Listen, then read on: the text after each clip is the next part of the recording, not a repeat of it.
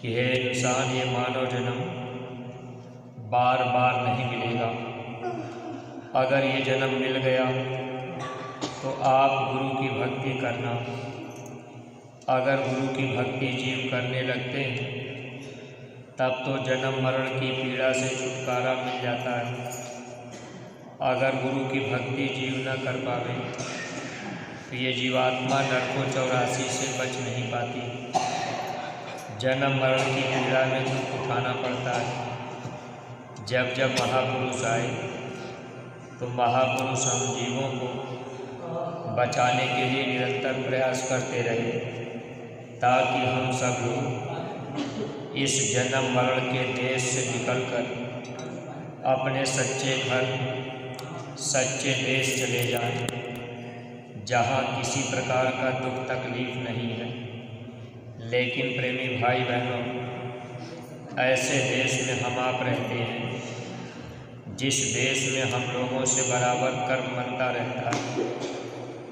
दुनिया में एक भी कदम अगर हम आप बाहर निकालेंगे तो कुछ न कुछ कर्म जरूर बन जाता है। अच्छा और बुरा ये कर्म हमेशा बनते रहते हैं। दुनिया में चाहे जो भी हम आप काम धंधा करें, कुछ न कुछ कर्म बनता जाएगा। कर्मों का बोझा जीव के ऊपर लदता है। जब यहाँ से समय पूरा होता है, जीवात्मा को धर्मराज के दरबार में पेश किया जाता है, कर्म का हिसाब किया जाता है। अगर हम आप कर्मों के बोझ से दबे रह गए तो जीव यहाँ से जा नहीं सकता। स्वामी जी महाराज हम जीवों को इस रास्ते पर इसलिए लगाए ताकि हम लोगों के कर्म भार हल्के होते जाएं। इसीलिए सत्संग, सेवा और भजन ये चीज़ें हम जीवों के लिए जरूरी हुआ करती हैं। इस मानव जीवन में जिनको सद्गुरु नहीं मिले, ऐसे जीव कर्म के बोझे से दबे रह जाएंगे। धर्मराज को फिर सजा सुना देंगे। लेकिन सत्संगी प्रेमी भाई बहनों, इस परमार्थी रास्ते पर आने के बाद अगर हम लोग अपने कर्मों में सुधार नहीं कर पाए तो कर्म फल हम लोगों को भी भोगना पड़ता है। इसीलिए जब जीवन में गुरु मिल जाए तो गुरु के वचन मानने से ही गुरु भक्ति हो पाती है। अगर जीव गुरु के वचन को माने तब तो जीव कर्मजाल से बचते जाएंगे। स्वामी जी महाराज सत्संग में सुनाया करते थे कि बच्चे, जब आपका समय पूरा होगा, धर्मराज के दरबार में पेशी होगी तो वहाँ मैं भी रहूँगा। गुरु महाराज ने कहा, अगर आपने मेरी बात नहीं मानी तो फिर वो आपको सजा देगा। इसीलिए महात्मा जब जब आए तो महात्मा चाहते हैं कि जीव मेरे वचनों को माने। गुरु भक्ति सिर्फ गुरु के आदेश का पालन ही होता है। अगर हम आप गुरु के वचन को नहीं माने तो फिर इसकी सज़ा हम जीवों को भोगनी पड़ेगी। अच्छा क्या है, बुरा क्या है, इसका ज्ञान महात्मा हम जीवों को कराते हैं। अगर हम आप ये सोचें कि भाई हम अच्छा बुरा जो भी कर्म कर रहे कोई नहीं देख रहा, तो यही हमारी आपकी अज्ञानता है। हम आप चाहे जो भी कर्म करते हैं, हर कर्म हमारे आपके लिखे जाते हैं। अब वो परमात्मा मालिक हमेशा देखते भी रहते हैं। 5 साल के ऊपर जब बच्चे की उम्र होती है तो उसके हर कर्मों को लिखा जाता है। अब वो चाहे निंदा करे, व्यभिचार करे, हिंसा करे, उसकी सज़ा जीव को भोगनी पड़ती है। कोई कोई जीव ऐसे होते हैं जिनके अंदर पहले से ही भाव रहता है कि हम बुरा काम करेंगे तो भगवान देख रहे, इसकी सज़ा दी जाएगी। कोई कोई जीव ऐसे होते हैं, कह देते हैं कि भगवान कुछ नहीं होते, वो जानते नहीं, देखते नहीं। लेकिन प्रेमी भाई बहनों, महात्मा जब मिलते हैं तो महात्मा ही परमात्मा को पाने का रास्ता बताते हैं। वैसे हम आप गीता, रामायण, कुरान, बाइबिल पढ़ते हैं। हालांकि ये किताबें इसीलिए महापुरुषों ने छोड़ दी। आज घर घर में लोग गीता रामायण रखते हैं। अगर उनका भी समय पूरा होगा, धर्मराज के दरबार में पेशी होगी, कोई कहेगा कि हमें तो जानकारी नहीं थी, तो काल भगवान तो बताएंगे कि आपने अपने घर में गीता रामायण रखी है, उसमें तो सब नियम लिखा ही हुआ है, बातें तो इसीलिए लिखी गई। हम सत्संगी प्रेमियों को भी देखिए, गुरु महाराज दया कृपा करके एक एक गांव गोद लेकर गांव में प्रचार प्रसार करने का जो आदेश गुरु महाराज ने दिया, ये इसीलिए ताकि अनपढ़ आदमी को भी संदेश मिल जाए। मान लीजिए पढ़ा लिखा आदमी गीता रामायण पढ़ लेगा, लेकिन अनपढ़ आदमी को समझाने बताने के लिए हम प्रेमी भाई बहनों को उनके घरों तक पहुंचना है, इसीलिए जैकेट भी पहनाई गई। मान लीजिए कोई आदमी कान का बहरा हो, अगर वो गुरु का संदेश न सुन पावे, अगर वो अपनी आंखों से देखता होगा, तो जैकेट पे लिखा हुआ संदेश वो पढ़ ही लेगा। गुरु महाराज की एक भी वाणी, सिर्फ शाकाहारी होना, अगर ये एक वचन जीव मान लेते हैं तो ऐसे जीव को महात्मा बचा लेते हैं। और गुरु महाराज ये बात कहा करते थे कि अगर आप एक बार जय गुरुदेव बोल दोगे तो मैं नाम गंगा में स्नान करा दूँगा। देखिए सत्संगी प्रेमी भाई बहनों, एक एक गांव गोद लेकर के प्रचार करने का बहुत बड़ा रहस्य और बहुत बड़ा इसका परमार्थी फल है, लेकिन हम लोग इस पर विचार नहीं कर पाते। अगर हम लोग अपनी अपनी जिम्मेदारियों को निभावें, एक एक गांव को गोद लेकर के प्रचार करने लग जाएं, तो गांव में बच्चा बच्चा भी जय गुरुदेव नाम जान लेगा। अगर वो भी जय गुरुदेव नाम बोल दिया तो महापुरुष ऐसे जीवों को भी नाम गंगा में स्नान करा देंगे।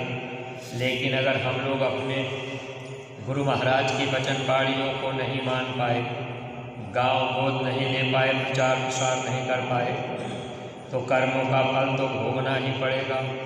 धर्मराज के दरबार में जब पेशी होगी, हम लोगों से भी काल भगवान पूछ लेंगे, गुरु महाराज भी तो वहाँ मौजूद रहेंगे कि ये जीव गांव गोद नहीं लिया, इसने प्रचार नहीं किया, इसने आपकी बात को नहीं माना। गुरु महाराज वहाँ मौजूद रहेंगे, क्योंकि ये काल भगवान ने महापुरुष के सामने एक शर्त रखा है कि जो जीव आपकी बात मानेंगे, आप उनको अपने निज धाम ले जाएंगे। मान लीजिए हम आप धर्मराज के दरबार में हाजिर हुए, काल भगवान ने कह दिया कि ये जीव आपकी बात नहीं माना, इसने गांव गोद नहीं लिया, इसने प्रचार नहीं किया। परमार्थी प्रेमी भाई बहनों, फिर हम आप वहाँ क्या कर पाएंगे? गुरु महाराज इसीलिए ये बात कहे थे कि बच्चे अगर तुम मेरी बात नहीं मानोगे तो वहाँ हिसाब होगा, तो मैं भी रहूँगा, फिर मैं चुप हो जाऊँगा, फिर वो काल सजा दे देगा। इसलिए सत्संगी प्रेमी भाई बहनों, गुरु का वचन मानना यही हम लोगों के लिए परमार्थ के रास्ते पर तरक्की करता है। अगर हम लोग गुरु महाराज के पास रोज़ आवे जाएं, हम लोग दर्शन करें, सेवा भी करें, अगर वचन को न माने तो फिर हम आप परमार्थी लाभ नहीं कमा सकते। इसलिए हर सत्संगी प्रेमी भाई बहनों को ध्यान रखना चाहिए कि जो भी आदेश अपने गुरु दरबार से मिले उसका हम आप पूरा पालन करें।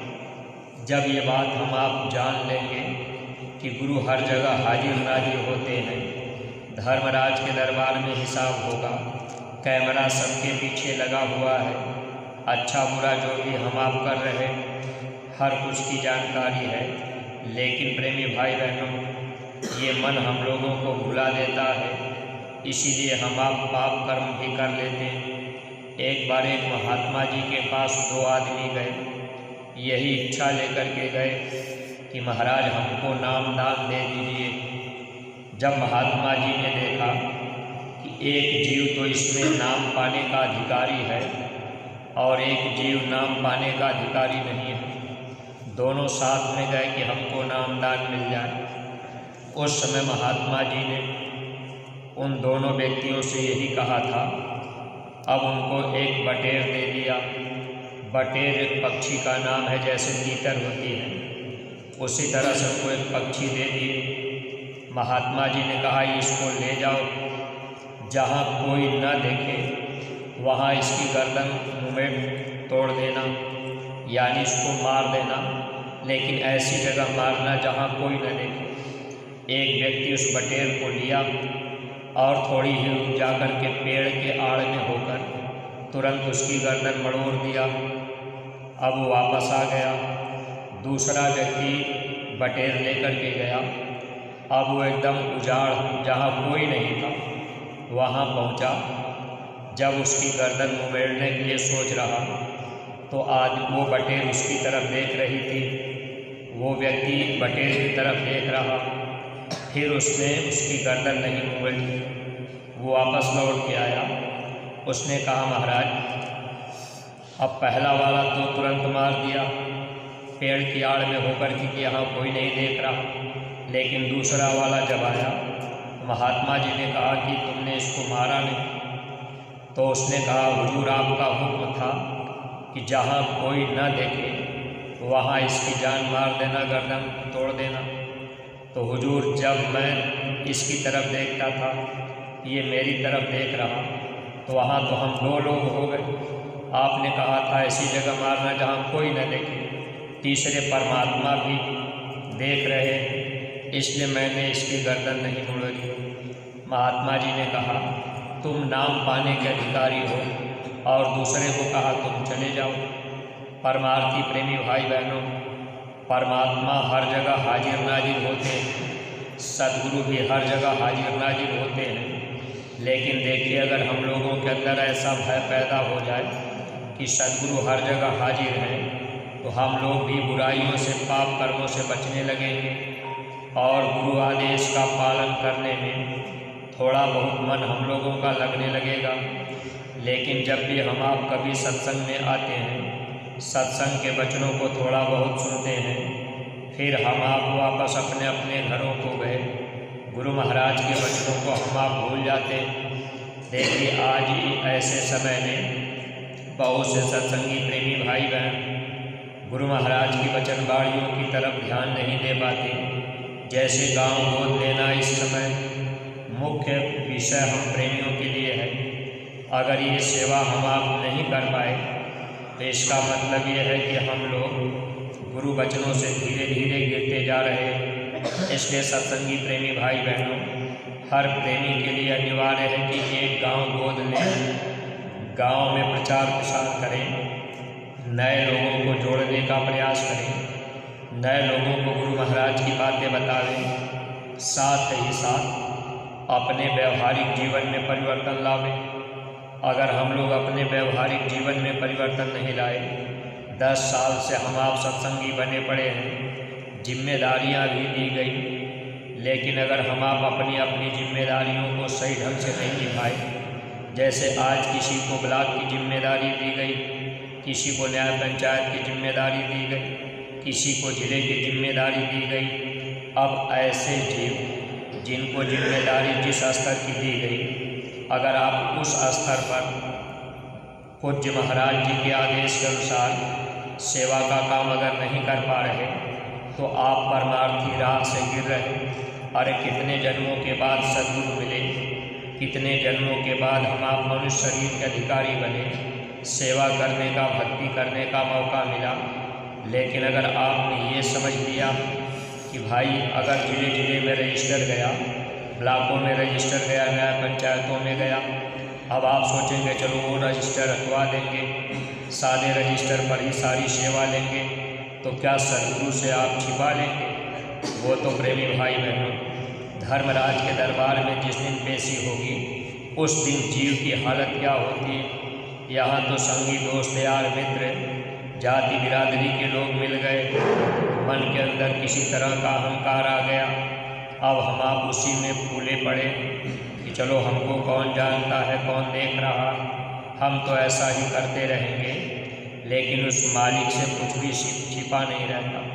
धर्मराज के दरबार में जब पेशी होती है, जीव अगर गुरु के वचनों को नहीं माना तो ऐसे जीवों की और विशेष दुर्दशा होती जो सत्संग में आकर के सत्संग के वचनों को नहीं मानते, गुरु आदेश पर नहीं चलते, ऐसे जीवों को काल और कड़ी सजा देता है। जब तक जानकारी नहीं थी तब तक तो आप चाहे जैसे भी करते रहे।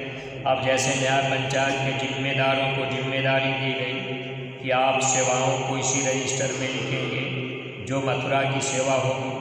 हर सत्संगी के घर में एक एक गुल्लक होना चाहिए। 1-1 रुपये की सेवा गुल्लक में रोज रोज डालनी है और उस सेवा को फिर हम आप उस रजिस्टर में न्याय पंचायत में लिखवा दें और हस्ताक्षर भी बना दें। ये काम साथ साथ ही करना था, लेकिन अब मान लीजिए इस काम को हम आप नहीं किए। अब हम आप सोच रहे चलो चतुराई चालाकी से काम कर लेंगे। तो ये भक्ति का मार्ग चंटई चालाकी का नहीं है। इसमें जीवों का भारी नुकसान होता है और मनुष्य शरीर में आने के बाद अगर ये जीवात्माएं नहीं चेत पाई, नहीं जाग पाए, गुरु वचन को नहीं पकड़ पाए, तो ये जीवन हम लोगों का व्यर्थ में ही जा रहा है। देखिए स्वामी जी महाराज जब इस धरती पर आए तो गुरु महाराज का एक लक्ष्य था। गुरु महाराज कहा करते थे कि मैं परमात्मा को पाने का सीधा रास्ता बताता हूँ। स्वामी जी महाराज भगवान को पाने का रास्ता बताते थे। गुरु महाराज कहते थे कि बच्चे मैं आपको इस भौतिकवाद से निकालना चाहता हूँ, आध्यात्म की तरफ ले चलना चाहता हूँ। गुरु महाराज का लक्ष्य यही था। इसीलिए स्वामी जी महाराज कहा करते थे आज भौतिकता की अंधी दौड़ में फंसकर लोग शराब पीने लगे, पिलाने लगे, लोग व्यभिचार करने लगे, कराने लगे, लोग निंदालोचना भी करने लगे, हड़ताल तोड़ फोड़ भी कराने लगे। ये सब लोगों ने अपने स्वार्थ में किया। स्वामी जी महाराज ने कहा कि बच्चे आप राजनीति से दूर रहना, लेकिन सत्संगी प्रेमी भाई बहनों, हम लोग गुरु महाराज के वचनों की तरफ जल्दी ध्यान नहीं दे पाते। महात्मा जब जैसा कहें अगर वैसा हम आप करें तब तो लाभ मिल जाए। स्वामी जी ने कहा तुम राजनीति से दूर रहना। राजनीति वेश्या का काम करने लगी। वेश्या के पास अगर कोई व्यक्ति जाता है, जब तक पैसा देगा तब तक प्यार रहेगा, वरना वेश्या जूता उठा के मारती है। ठीक यही चीज़ राजनीति की है। लेकिन आज हम सत्संगी प्रेमी भाई बहन अगर अपने को भौतिकता से निकाल कर गुरु महाराज की बातों को हम आप मानते, तो हम आप सीधे सीधे भौतिकवाद से हट कर के अध्यात्मवाद की तरफ चलते, अपना एक निशाना रखते कि भाई हमें सेवा करना, भक्ति करना और हमें प्रचार प्रसार करना है। तो जैसे हम आप अपने को बचा लेंगे तभी तो लाभ मिलेगा। गुरु महाराज एक बार अहमदाबाद में गए, गुजरात में। स्वामी जी महाराज वहाँ जनता के बीच सत्संग करते करते कहने लगे, वहाँ की जनता रो रही थी, महाराज 4 साल से सूखा पड़ा है, अनाज नहीं मिल रहा, पीने को पानी नहीं मिल रहा, अभी ऐसी हालत है तो आगे क्या होगा। लोगों ने कहा कि महाराज हम लोग शाकाहारी भी हैं। अब गुजरात की ज़्यादा लोग शाकाहारी हैं।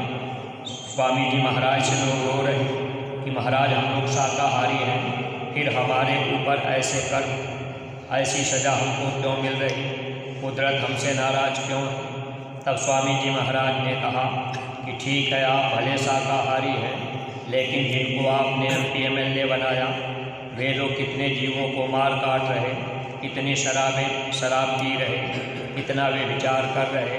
आपने बुद्धि दान उनको दिया, अपना मतदान दिया, तो जो कर्म उन्होंने किया वो कर्म आपके ऊपर बरस गए। स्वामी जी महाराज ये बात वहाँ के लोगों को समझाए और गुरु महाराज ने एक बार कहा, ऐ बच्चे अगर तुम मुझे अपना मन बुद्धि चित्त दे दो तो मैं आपको निर्मल कर दूँगा। अगर आज हम लोग अपना मन, अगर हम लोग अपनी बुद्धि को गुरु महाराज के हवाले कर देते तो आज हम सब लोग बुराइयों की तरफ न जाते और राजनीतिक माहौल में हम आप अपने को न डालते। हम लोग उधर से दूर रह करके अपना सीधा काम करते रहते। सत्संगी प्रेमी भाई बहनों, ये समय और मौका हम लोगों को मिला है गुरु महाराज की इस आध्यात्मिक क्रांति को जन जन तक पहुँचाने का। इसलिए एक एक गांव को गोद ले करके हम सब लोग ये प्रयास करें कि गुरु महाराज की बातें हम आप बतावें। गांव-गांव हम आप जाते, गांव में हम आप प्रचार प्रसार करते। अगर मान लीजिए हम आप ये सोचेंगे चलो भाई हम इस पार्टी से हो जाएंगे, इस पार्टी से हो जाएंगे। गुरु महाराज ने ये कहा था सबको मेरे झंडे के नीचे आना पड़ेगा। इसलिए हम आप ऐसे माहौल में अपने को शांत रख करके बस हम आप ये करते कि गांव-गांव प्रचार प्रसार का काम करते, लोगों को शाकाहारी सदाचारी बनाते। आज के इस व्यभिचार भरे वातावरण में और हिंसा का वातावरण बना हुआ है, ऐसे समय में अगर हम आप गांव की जनता को समझाने का प्रयास करते कि भाई अगर आज हम किसी को अपना मत देते हैं तो उसके द्वारा जितने शराब बांटे गए, जितने जीव की हिंसा की गई, वो सब हिंसा का पाप उसमें भागीदार बनना पड़ता है और यही कर्म हम जीवों को भोगना पड़ता है। इससे महापुरुष हमेशा बचाने का प्रयास किया करते हैं। लेकिन सत्संगी प्रेमी भाई बहनों, हम लोगों का मन अध्यात्म की तरफ न चल करके इधर भौतिकवाद की तरफ जाता है। मन चाहता है कि जीव कर्मों के बोझ से दबे और हम सत्संगी प्रेमियों को चाहिए कि हम लोग उधर की तरफ से अपने को धीरे धीरे हटा लेते, क्योंकि जब हम इस देश से अपने देश जाना चाहेंगे तो उधर से प्रेम आपको तोड़ना ही पड़ेगा, उधर से मन को हटाना पड़ेगा। अगर मन उधर से नहीं हटा तो हम आप परमार्थी लाभ पूरा नहीं ले सकते। यही बात भगवान कृष्ण अर्जुन को समझाए कि अर्जुन अगर तुम अपने को पाना चाहते, जानना चाहते तो संसार का प्रेम आपको तोड़ना पड़ेगा। पाओगे अपना रूप, जग का प्रेम बंधन तोड़ दो। अब हम आप संसार के प्रेम में फंस करके, मोह में फंस करके, अब जाति बिरादरी में फंस करके अपना ही नुकसान करते। चंद दिनों के लिए जीवन मिला, 4 दिनों के बाद फिर ये शरीर छूटेगा, अंधेरा होगा। इसीलिए तो कहावत कही गई, 4 दिना की चांदनी फिर अंधेरी रात। अब ये जीवन 4 दिना के लिए ही मिला। बचपन, किशोरावस्था, जवानी और बुढ़ापा, यही 4 दिन। इसके बाद जो ही समय पूरा हुआ बिल्कुल अंधेरा ही रहेगा। यानी हम आप इस ज्ञानवान तन में आए हैं, फिर ये तन दोबारा नहीं मिलेगा। जब हम आप पशु पक्षी बने रहेंगे तो वहाँ अंधेरे में रहेंगे। मनुष्य शरीर ही एक ऐसा अवसर है जिसमें हम आप थोड़ा बहुत सद्गुरु की दया कृपा लेकर हम आप अपने ज्ञान को प्रकट कर सकते हैं और उस चीज़ को हम आप प्राप्त कर सकते हैं जिससे हम आप हमेशा के लिए सुखी और आज़ाद हो जाएं। तो ये दौलत भी हम लोगों को गुरु महाराज ने दे दी, रास्ता भी मिल गया, सेवा करने का अवसर भी मिल रहा। जो भी परमार्थी प्रेमी भाई बहन गुरु महाराज के इस पावन जन्मभूमि पर मौजूद हैं, देखिए अभी 4-6 दिन की जो सेवाएं हैं इसमें सब लोग लग करके जो भी समय मिल जाए, जो सेवाएं हैं उसमें सेवा कर लिया करें। अगर इधर उधर में अपना समय निकलेगा तो घर परिवार में तो कितना समय रहना पड़ता है। अब यहाँ हम आप 2-4-10 दिन के लिए आते हैं, इसमें भी हम आप समय से सेवाओं में हाजिर नहीं हो पाते। जबकि गुरु महाराज ये बात कहा करते थे कि अगर सेवा का पूरा लाभ लेना है तो पहले वैसे 3 घंटी बजती थी, पहली घंटी बज जाए तो आप जग जाइए, दूसरी घंटी में साधन भजन कर लीजिए, तीसरी घंटी लगी, सेवा की घंटी लगी तो तुरंत सेवा में हाजिर हो जाइए। लेकिन ये चीज़ हम लोगों के अंदर नहीं आ पाती और जब सेवा का समय ख़त्म हो जाए तब हमको आपको अपने अपने कमरे की तरफ जाना चाहिए। गुरु महाराज कहते थे अगर आप अंतिम समय तक सेवा करते, बीच में आप चले गए, मान लीजिए 1 घंटा समय है, आप सोचें कि चलो अब चले चलते, थक गए, तो आपकी सेवा में कटौती हो गई। इसलिए उपस्थित रहना चाहिए और जब समय ख़त्म हो जाए सेवा का फिर हम आप चले जाएं तो पूरा लाभ हम प्रेमी भाई बहनों को मिलेगा। अगर यहाँ सेवा के बहाने आए और घूमने टहलने में बिता दिए तो ये समय हम लोगों का व्यर्थ में ही जा रहा है। मौका बार बार नहीं मिलता और हिसाब तो धर्मराज के दरबार में होगा ही। इसलिए लोक और परलोक दोनों बनाने के लिए थोड़ा अपने मन को इधर लगाना, मन तो 84 लाख योनियों में टहलाते घुमाते ही रहा। वहाँ भी हम आप टहलते घूमते रहे। अब वहाँ भी संगी दोस्त यार मित्र बनाने का प्रयास करते रहे। अब मनुष्य शरीर में आए, यहाँ सेवा में आए, तो यहाँ ये ध्यान रखना है कि अपना मन सेवा में लगे। समय का विशेष ध्यान रखा जाए।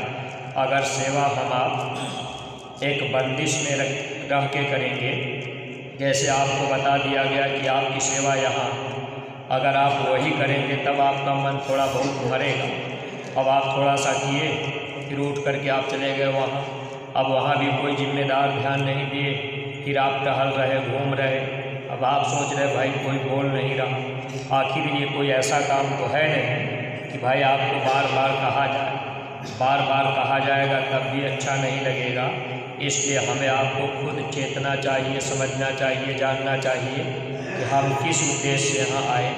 और हमको आपको तो ये ध्यान रखना चाहिए कि हम पूछ करके कि भैया कहाँ सेवा हम करें, वही जहाँ आपको लगा दिया जाए। अब उसको आप अगर करेंगे तब तो धीरे धीरे ये मन सेवा में लगेगा।